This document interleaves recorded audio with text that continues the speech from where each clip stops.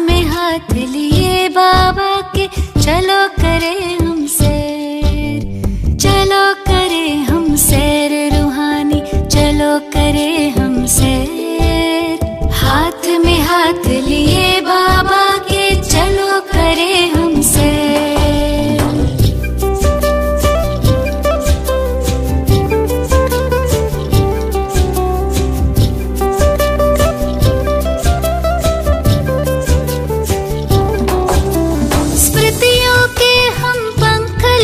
के तीनों लोक में जाए, तीनों कालों में चारों युगों में आओ चक्र लगाए। स्मृतियों के हम पंख लगा के तीनों लोक में जाए, तीनों कालों में चारों युगों में आओ चक्र लगाए। पार करेंगे हंसते हंसते, पार करेंगे हंसते हंसते भवसागर को तैर। हाथ में हाथ लिए बाबा के चलो करें हम सैर।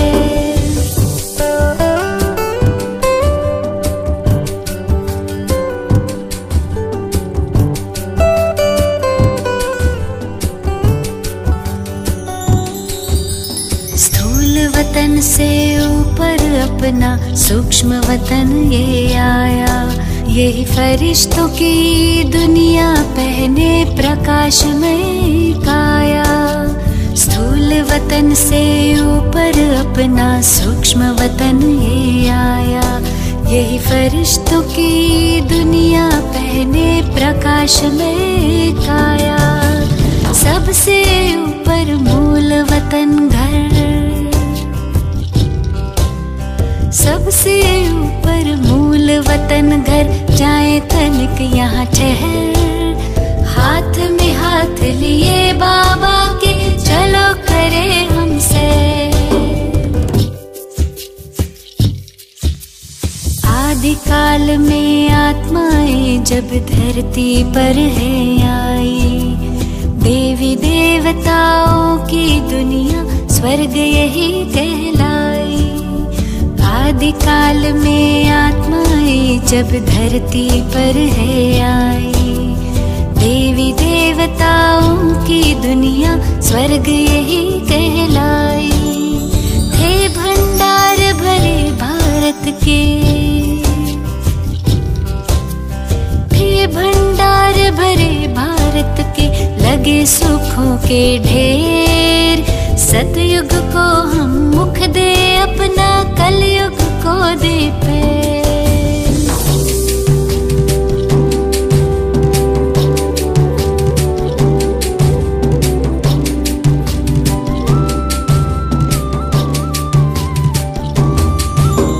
सतयुग त्रेता बीते द्वापर, कलयुग की अब बारी। रावण के पारी शुरू हुई पर आखिर आकर हारी। सतयुग त्रेता बीते द्वापर, कलयुग के अब बारी। रावण के पारी शुरू हुई पर आखिर आकर हारी।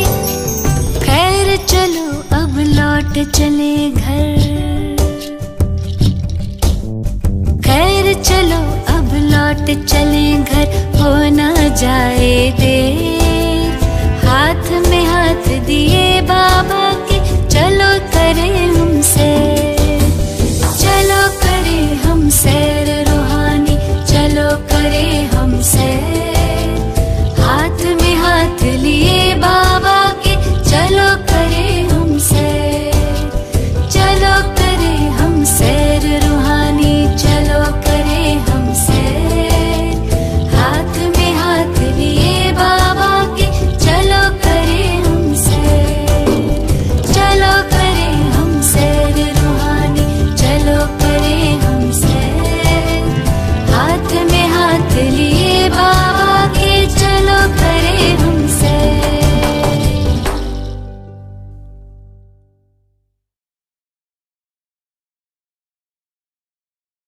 ఓం శాంతి. మురళీ డేట్ 25/6/2025. మధురమైన పిల్లలారా, కొత్త ప్రపంచం కొరకు తండ్రి మీకు రాజయోగం నేర్పిస్తూ ఉన్నారు. కాబట్టి ఈ పాత ప్రపంచం వినాశనం కూడా తప్పకుండా జరగాలి. ప్రశ్న: మనుషులలో ఒక మంచి అలవాటు ఉంది, అయినా దాని నుండి కూడా ప్రాప్తి కలగదు. జవాబు: మనుషుల్లో భగవంతుని స్మృతి చేయడం అలవాటైపోయింది. ఏదైనా విషయం జరిగితే ఓ భగవంతుడా అని అంటారు. ఆ సమయంలో వారి ఎదురుగా శివలింగం వస్తుంది. కానీ యథార్థమైన పరిచయం లేని కారణంగా ప్రాప్తి జరగదు. అంతేకాక సుఖదుఖాలన్నీ వారే ఇస్తారని అంటారు. పిల్లలు, మీరిప్పుడు అలా అనరు కదా. ఓం శాంతి. తండ్రిని రచయిత అని అంటారు.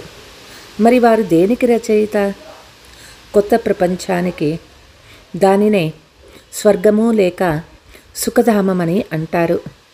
అలా అంటారు కానీ అర్థం చేసుకోరు. కృష్ణా మందిరాన్ని కూడా సుఖధామమని అంటారు. అదైతే చిన్న మందిరం. కృష్ణుడైతే విశ్వానికి యజమానిగా ఉండేవాడు. అనంతమైన యజమాని హద్దు యజమానిగా చేసేస్తారు. ఇప్పుడు పిల్లలైన మీరు బ్రహ్మ విష్ణు శంకర్లు ఎవరో తెలుసుకున్నారు. ఇది కూడా ప్రపంచంలో ఎవ్వరికీ తెలియదు. శివుడైతే ఉన్నతోన్నతమైన భగవంతుడు. సరే, మరి ప్రజాపిత బ్రహ్మ ఎవరు? ఎక్కడి నుండి వచ్చాడు? అతడు మనిషే. ప్రజాపిత బ్రహ్మ అయితే ఇక్కడే ఉండాలి కదా. ఎందుకంటే అతని నుండి బ్రాహ్మణులు ఉత్పన్నమవుతారు. ప్రజాపిత అంటేనే నోటి ద్వారా దత్తు తీసుకునేవారు. మీరు ముఖవంశావళి. తండ్రి ఎలా బ్రహ్మను తనవానిగా చేసుకొని ముఖవంశావళిని తయారు చేశారో ఇప్పుడు మీకు తెలుసు. ఇతనిలో ప్రవేశించారు కూడా. తర్వాత ఇతను నా పుత్రుడు కూడా అని చెప్పారు. బ్రహ్మకు ఆ పేరు ఎలా వచ్చిందో, ఎలా జన్మించారో కూడా మీకు తెలుసు. ఇది ఇతరులెవ్వరికీ తెలియదు. పరంపిత పరమాత్మ ఉన్నతమైన వారని మహిమ పాడతారే కానీ వారి సర్వోన్నతులైన తండ్రి అని ఎవరి బుద్ధిలోకి రాదు. ఆత్మలైన మనమందరికీ వారు తండ్రి. వారు బిందు రూపులు. వారిలో సృష్టి ఆది మధ్యాంతాల జ్ఞానమున్నది. ఈ జ్ఞానము కూడా మీకు ఇప్పుడే లభించింది. ఇంతకుముందు ఈ జ్ఞానం కొద్దిగా కూడా లేదు. మనుషులు కేవలం బ్రహ్మ విష్ణు శంకర్లని చెప్తూ ఉంటారే కానీ వారికేమీ తెలియదు. కనుక వారినే అర్థం చేయించాలి. ఇప్పుడు మీరు వివేకవంతులుగా అయ్యారు. తండ్రి జ్ఞాన సాగర్లని, వారు మనకు జ్ఞానం వినిపిస్తారని, చదివిస్తారని తెలుసుకున్నారు. ఈ రాజయోగం ఉండేది సత్యయుగము కొత్త ప్రపంచం కొరకు. కాబట్టి తప్పనిసరిగా ఈ పాత ప్రపంచం వినాశం అవ్వాల్సిందే. అందుకే ఈ మహాభారత యుద్ధము. అర్ధకల్పం నుండి మీరు భక్తి మార్గంలోని శాస్త్రాలు చదువుతూ వచ్చారు. ఇప్పుడు డైరెక్ట్ తండ్రి నుండే వింటూ ఉన్నారు. తండ్రి కూర్చొని ఏ శాస్త్రాలు వినిపించటం లేదు. జపాలు తపాలు చేయడం, శాస్త్రాలు మొదలైనవి చదవటం, ఇదంతా భక్తి మార్గము. ఇప్పుడు భక్తుల భక్తికి ఫలం కావాలి.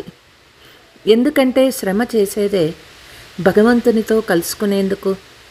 కానీ జ్ఞానము ద్వారానే సద్గతి కలుగుతుంది. జ్ఞానము భక్తి రెండూ కలిసే నడవు. ఇప్పుడు ఇది భక్తి రాధ్యము. అందరూ భక్తులే. ప్రతి ఒక్కరి నోటి నుండి ఓ గాడ్ ఫాదర్ అని తప్పకుండా వెలువడుతుంది. నేను చిన్న బిందువుని అని తండ్రి తన పరిచయం ఇచ్చారని పిల్లలు మీకు తెలుసు. నన్నే జ్ఞానసాగరుడని అంటారు. బిందువైన నాలో మొత్తం జ్ఞానమంతా నిండి ఉంది. ఆత్మలోనే జ్ఞానం ఉంటుంది. వారిని పరంపిత పరమాత్మ అని అంటారని పిల్లలు మీకు తెలుసు. వారు సుప్రీం సోల్ అంటే అందరికంటే ఉన్నతోన్నతమైన పతిత పావన తండ్రియే సుప్రీం కదా. మనుషులు ఓ భగవంతుడా అన్నప్పుడు వారికి శివలింగమే గుర్తొస్తుంది.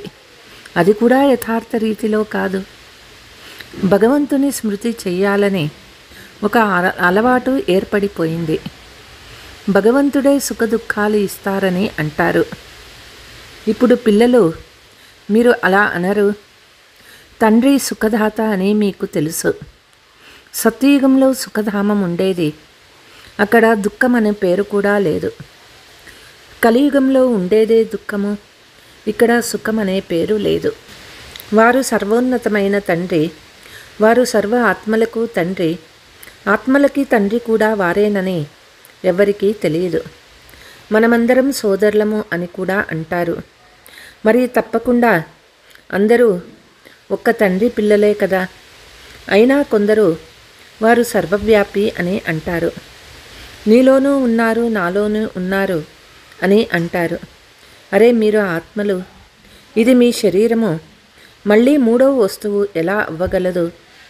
ఆత్మను పరమాత్మ అని అనరు, జీవాత్మ అని అంటారు. జీవ్ పరమాత్మ అని అనరు. మరి పరమాత్మ సర్వవ్యాపి ఎలా అవుతారు? తండ్రి సర్వవ్యాపి అయితే అందరూ తండ్రులే అయిపోతారు. తండ్రికి తండ్రి నుండి ఆస్తి లభించదు. తండ్రి నుండి పుత్రులే వారసత్వం తీసుకుంటారు. అందరూ తండ్రి ఎలా అవుతారు? ఇంత చిన్న విషయం కూడా ఎవరికీ అర్థం కాదు. అందుకే తండ్రి చెప్తూ ఉన్నారు, పిల్లలు, నేను నేటికి 5000 సంవత్సరాల క్రితం మిమ్మల్ని చాలా వివేకవంతులుగా చేశాను. మీరు సదా ఆరోగ్యవంతులు, ఐశ్వర్యవంతులు, బుద్ధివంతులు. ఇంతకంటే ఎక్కువ వివేకవంతులు ఇంకెవ్వరూ లేరు. ఇప్పుడు మీకేదైనా జ్ఞానం లభిస్తున్నదో అది అక్కడ కూడా ఉండదు. అక్కడ మళ్ళీ మనం కింద పడిపోతామని ఏమైనా తెలుసా? ఇది తెలిసినట్లయితే సుఖానుభూతే ఉండదు. ఈ జ్ఞానం మళ్ళీ ప్రాయలోపమైపోతుంది. ఈ డ్రామా జ్ఞానం కేవలం ఇప్పుడు మీ బుద్ధిలో మాత్రమే ఉన్నది. బ్రాహ్మణులే అధికారులు. ఇప్పుడు మనం బ్రాహ్మణ వర్ణానికి చెందిన వారమని మీ బుద్ధిలో ఉన్నది. బ్రాహ్మణులకి తండ్రి జ్ఞానాన్ని వినిపిస్తారు. బ్రాహ్మణులు మరలా అందరికీ వినిపిస్తారు. భగవంతుడే వచ్చి స్వర్గస్థాపన చేసి ఉండినారని గాయనం కూడా ఉంది. రాజయోగాన్ని నేర్పించారు. చూడండి, కృష్ణ జయంతి జరుపుకుంటారు. కృష్ణుడు వైకుంఠానికి యజమానిగా ఉండేవారని భావిస్తారు. కానీ అతను విశ్వానికి యజమానిగా ఉండేవారని వారి బుద్ధిలోకి రాదు. వారి రాజ్యం ఉన్నప్పుడు ఇతర ధర్మమేదీ లేదు. మొత్తం విశ్వంలో అతని రాజ్యమే ఉండేది. యమునా నదీ తీరంలో ఉండేది. ఇప్పుడు మీకు ఎవరు తెలియచేస్తూ ఉన్నారు? భగవాన్ ఉవాచ, ఇక మిగిలిన వారెవ్వరైనా వేదశాస్త్రాలు మొదలైనవి వినిపిస్తారు. అవి భక్తి మార్గంలోనివి. ఇక్కడ స్వయం భగవంతుడు మీకు వినిపిస్తూ ఉన్నారు. ఇప్పుడు మనము పురుషోత్తములుగా అవుతున్నామని, శాంతిధామంలో ఉండేవారమని, తరువాత వచ్చి 21 జన్మల ప్రాలబ్ధాన్ని అనుభవిస్తామని మీ బుద్ధిలో ఉన్నది. పిల్లలు, మీరు లోపల ఆనందంతో సంతోషపడాలి. ఎందుకంటే బేహద్దు తండ్రి శివబాబా మనల్ని చదివిస్తూ ఉన్నారు. వారు జ్ఞానసాగర్లు. సృష్టి ఆది మధ్యాంతాల గురించి వారికి తెలుసు. ఇటువంటి బాబా మన కొరకే వచ్చారంటే సంతోషంతో గద్గదమవ్వాలి. బాబాతో, బాబా మేము పిల్లలను మా వారసునిగా చేసుకున్నామని పిల్లలు అంటారు. తండ్రి పిల్లలపై బలిహారి అవుతారు. పిల్లలు ఇలా అంటారు, భగవంతుడా, మీరు వచ్చినప్పుడు మేము మీపై బలిహారి అవుతాము. అంటే మా పుత్రునిగా చేసుకుంటాము. వీరు కూడా తమ పిల్లల్నే వారసులుగా చేస్తారు. బాబాను ఎలా వారసునిగా చేసుకుంటారు? ఇది కూడా గుహ్యమైన విషయము. తమదంతా మార్పు చేసుకోవడం ఇందులో బుద్ధితో చేసే పనే ఉన్నది. పేదవారు వెంటనే మార్చుకుంటారు. ధనవంతులు కష్టం మీద చేస్తారు. ఎంతవరకు జ్ఞానం పూర్తిగా తీసుకోరో అంతవరకు అంత ధైర్యం ఉండదు. పేదవారు వెంటనే బాబా మేము మిమ్మల్ని వారసులుగా చేసుకుంటాము అని చెప్తారు. మా వద్ద ఏముంది? వారసునిగా చేసుకొని తమ శరీరాన్ని కూడా పోషించుకోవాలి. కేవలం ట్రస్టీలుగా భావించి ఉండాలి. యుక్తులు చాలా తెలియచేస్తూ ఉంటారు. ఏ పాపకర్మలోనూ ధనం వ్యర్థం చేసుకోవడం లేదు కదా అని కేవలం తండ్రి చూస్తూ ఉంటారు. మనుషుల్ని పుణ్యాత్ములుగా చేయడంలోనే ధనాన్ని వినియోగిస్తూ ఉన్నారా? సర్వీస్ కూడా నియమబద్ధంగా చేస్తూ ఉన్నారా? ఇదంతా బాగా పరిశీలించిన తర్వాత అన్ని సలహాలు ఇస్తారు. ఇతను కూడా వ్యాపారంలో ఈశ్వరార్థంగా భాగం తీస్తూ ఉండేవాడు కదా. అదైతే పరోక్షంగా ఉండేది. ఇప్పుడు తండ్రి డైరెక్ట్గా వచ్చారు. ఏం చేస్తామో దాని ఫలితాన్ని ఈశ్వరుడు మరో జన్మలో ఇస్తాడని మనుషులు భావిస్తారు. ఎవరైనా పేదవారు దుఃఖీలుగా ఉంటే ఇలాంటి కర్మ చేసి ఉంటామని భావిస్తారు. ఎవరైనా మంచి కర్మ చేసినట్లయితే సుఖంగా ఉంటారు. పిల్లలు మీకు తండ్రి కర్మల గుహ్యగతిని గురించి అర్థం చేయిస్తారు. రావణ రాజ్యంలో మీ కర్మలన్నీ వికర్మలే అవుతాయి. సత్యత్రేత యుగాలలో రావణుడే లేడు కనుక అక్కడ ఏ వికర్మలు అవ్వవు.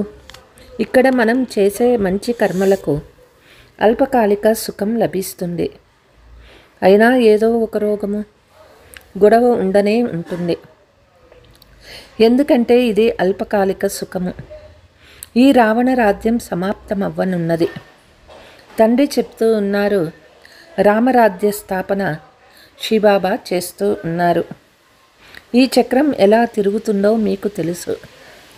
భారతదేశం మళ్ళీ పేదదిగా అయిపోయింది. భారతదేశం 5000 సంవత్సరాల క్రితం స్వర్గంగా ఉండేది. లక్ష్మీనారాయణల రాజ్యం ఉండేది. మొదట వీరి రాజ్యమే నడిచింది. కృష్ణుడు రాకుమారుడు స్వయంవరం అయిన తర్వాత రాజుగా అయ్యాడు. నారాయణుడనే బిరుదు లభించింది. ఇది కూడా ఇప్పుడే మీరు అర్థం చేసుకున్నారు కనుక మీకు ఆశ్చర్యం అనిపిస్తుంది. బాబా మీరు మొత్తం రచయిత రచనల జ్ఞానాన్ని వినిపిస్తూ ఉన్నారు. మీరు మమ్మల్ని ఎంత ఉన్నతంగా చదివిస్తూ ఉన్నారు. మీపై బలిహారీ అవుతాము అని అంటారు. మనం ఒక్క తండ్రిని తప్ప ఇతరులెవ్వరినీ స్మృతి చేయరాదు. చివరి వరకు చదువుకోవాలి. టీచర్ని తప్పకుండా స్మృతి చేయాలి. స్కూల్లో టీచర్ని గుర్తు చేసుకుంటారు కదా. ఆ స్కూల్లో అయితే చాలామంది టీచర్స్ ఉంటారు. ప్రతి తరగతిలో వేరు వేరు టీచర్లు ఉంటారు. ఇక్కడైతే ఒక టీచరే ఉన్నారు. ఎంత ప్రియమైన వారు! తండ్రి ప్రియమైన వారే, టీచరు ప్రియమైన వారే. ఇంతకుముందు భక్తి మార్గంలో మూఢనమ్మకంతో స్మృతి చేసేవారు. ఇప్పుడైతే డైరెక్ట్ తండ్రి చదివిస్తూ ఉన్నారు కనుక ఎంత ఖుషి ఉండాలి. అయినా బాబా మర్చిపోతున్నామని మా బుద్ధి మిమ్మల్ని ఎందుకు స్మృతి చేయటం లేదో తెలియటం లేదని అంటారు. ఈశ్వరుని గతి మతి భిన్నమైనదని పాడతారు కూడా. బాబా మీ గతి సద్గతుల మతమైతే చాలా అద్భుతమైనటువంటిది. ఇలాంటి తండ్రిని స్మృతి చేయాలి కదా. స్త్రీ తన పతి గుణాలను మహిమ చేస్తుంది కదా. చాలా మంచివాడు. ఇదంతా అతని ఆస్తి అని లోపల చాలా సంతోషం ఉంటుంది కదా. వీరు పతిలకే పతి, పితాలకే పిత, తండ్రి. వీరి నుండి మనకి ఎంత సుఖం లభిస్తుంది. మిగిలిన వారి నుండి దుఃఖమే లభిస్తుంది. అవును, టీచర్ నుండి సుఖమే లభిస్తుంది. ఎందుకంటే చదువు ద్వారా సంపాదన అవుతుంది. గురువును ఎప్పుడైనా వానప్రస్థలోనే ఆశ్రయిస్తారు. తండ్రి కూడా చెప్తూ ఉన్నారు, నేను వానప్రస్థలో వచ్చాను. ఇతను కూడా వానప్రస్థీనే, నేను కూడా వానప్రస్థీనే. నా ఈ పిల్లలందరూ వానప్రస్థులే. తండ్రి, టీచర్, గురువు ముగ్గురు కలిసి ఉన్నారు. తండ్రి టీచర్ కూడా అవుతారు. తర్వాత గురువుగా అయ్యి జతలో తీసుకువెళ్తారు. మహిమ అంతా ఆ ఒక్క తండ్రిదే. ఈ విషయాలు ఇంకా శాస్త్రాలు మొదలైన వాటిలో లేవు. బాబా ప్రతి మాటను మంచి రీతిలో అర్థం చేయిస్తారు. దీనిని మించిన జ్ఞానం ఏదీ లేదు. ఇంకేదీ తెలుసుకోవలసిన అవసరం లేదు. మనం పూర్తిగా అర్థం చేసుకొని విశ్వానికి యజమానులుగా అవుతాము. ఇంకేమి కావాలి? పిల్లల బుద్ధిలో ఇది ఉన్నప్పుడే ఖుషి ఉంటుంది, వారి స్మృతి ఉంటుంది. పుణ్యాత్ములుగా అయ్యేందుకు తప్పకుండా స్మృతిలో ఉండాలి. మీ యోగాన్ని తెంచడం మాయా కర్తవ్యం. యోగములోనే మాయ విఘ్నాలు కలిగిస్తుంది. మర్చిపోతారు. మాయా తుఫాను చాలా వస్తాయి. ఇది కూడా డ్రామాలో రచింపబడి ఉంది. అందరికంటే ముందు ఇతడున్నాడు కనుక ఇతనికి అన్నీ అనుభవం అవుతాయి. నా దగ్గరకు వస్తేనే కదా నేను అందరికీ అర్థం చేయిస్తాను. ఈ మాయా తుఫాన్లన్నీ వస్తాయి. బాబా వద్దకి కూడా వస్తాయి, మీకు కూడా వస్తాయి. మాయా తుఫాన్లే రాకుంటే, యోగము జోడించబడే ఉంటే కర్మాతీతావస్థ వచ్చేయాలి. అప్పుడు మనమిక ఇక్కడ ఉండము. కర్మాతీత అవస్థ వచ్చినట్లయితే అందరూ వెళ్ళిపోతారు. శివుని ఊరేగింపు అని మహిమ చేయబడింది కదా. శివబాబా వచ్చినప్పుడే కదా ఆత్మలైన మనమందరం వెళ్ళేది. శివబాబా వచ్చేదే మనందరినీ తీసుకువెళ్ళేందుకు. సత్యయుగంలో ఇంతమంది ఆత్మలు ఉండరు. अच्छा मीठे मीठे सिकीलते बच्चों प्रति मात पिता बाप दादा का याद प्यार और गुड मॉर्निंग. रूहानी बाप की रूहानी बच्चों को नमस्ते. हम रूहानी बच्चों की रूहानी मात पिता बाप दादा को याद प्यार गुड मॉर्निंग नमस्ते नमस्ते. ధారణ: శ్రీబాబాను తమ వారసునిగా చేసుకొని తమ సర్వస్వాన్ని ఎక్స్చేంజ్ చేసుకోవాలి. వారసునిగా చేసుకొని శరీర నిర్వహణ కూడా చేసుకోవాలి. ట్రస్టీగా భావించి ఉండాలి. ధనాన్ని ఏ పాపకర్మలోనూ వినియోగించరాదు. స్వయం జ్ఞానసాగర బాబా మనల్ని చదివిస్తున్నారని లోపల ఆనందం గద్గదమవుతూ ఉండాలి.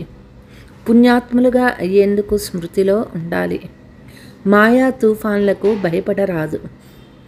వరదానము: సత్యత యొక్క ఆధారంపై ఒక్క తండ్రిని ప్రత్యక్షం చేసే నిర్భయ అథారిటీ స్వరూపభవ.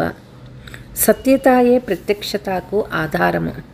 తండ్రిని ప్రత్యక్షం చేసేందుకు నిర్భయులుగా మరియు అథారిటీ స్వరూపులుగా అయి మాట్లాడండి.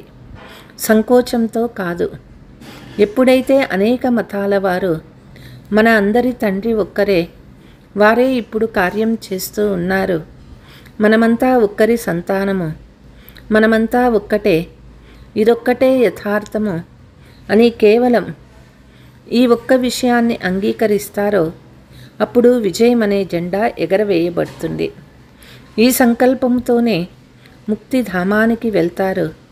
తర్వాత మళ్ళీ తమ తమ పాత్రలో అభినయించేందుకు వచ్చినప్పుడు మొదట భగవంతుడు ఒక్కడే అనే సంస్కారమే ఇమర్జ్ అవుతుంది. ఇదే బంగారు యుగపు స్మృతి.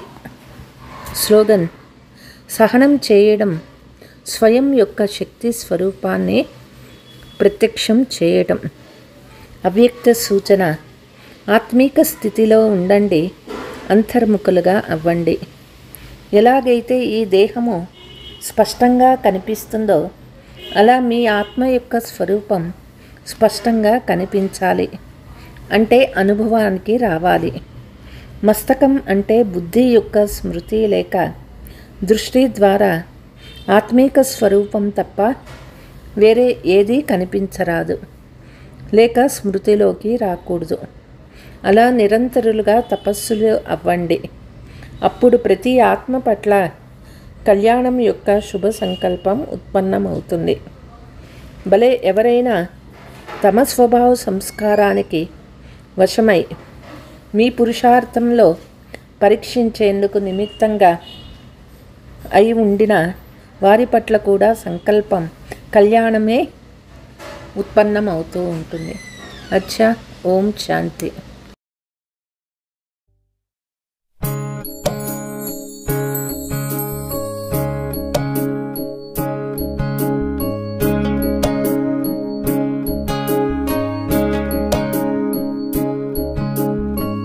मत कहो खुदा से मेरी मुश्किलें बड़ी हैं, ये मत कहो खुदा से मेरी मुश्किलें बड़ी हैं, ये मुश्किलों से कह दो मेरा खुदा बड़ा है।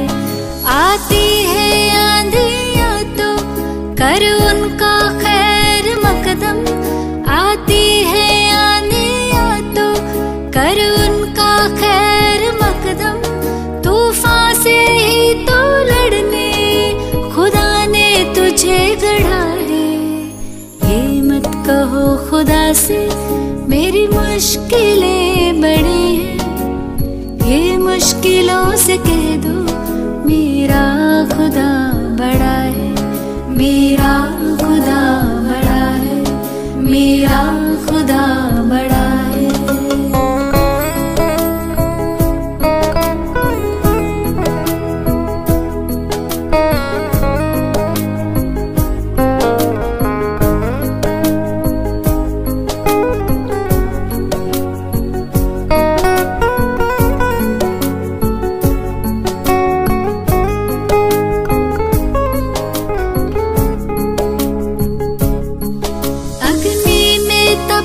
सोना है और भी निखरता, अग्नि में तप के सोना है और भी निखरता, दुर्गम को पार करके हिमालय कोई चढ़ाए, लाएगी रंग मेहनत आखिर तुम्हारी एक दिन, लाएगी रंग मेहनत आखिर तुम्हारी एक दिन, होगा विशाल तरवर वो बीज जो पड़ा है। ये मत कहो खुदा से मेरी मुश्किलें बड़ी हैं, ये मुश्किलों से कह दो मेरा खुदा बड़ा है, मेरा खुदा बड़ा है, मेरा खुदा बड़ा है।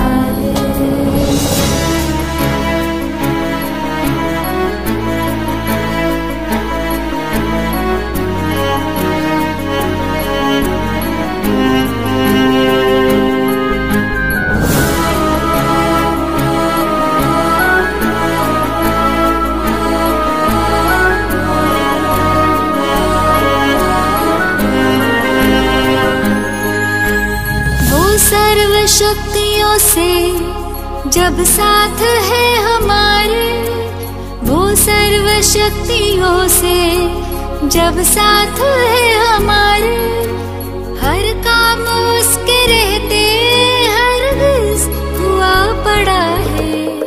कभी हारना ना, हिम्मत का कदम बढ़ाओ, कभी हारना ना, हिम्मत का कदम बढ़ाओ, हजारों कदम बढ़ाने वो सामने खड़ा है।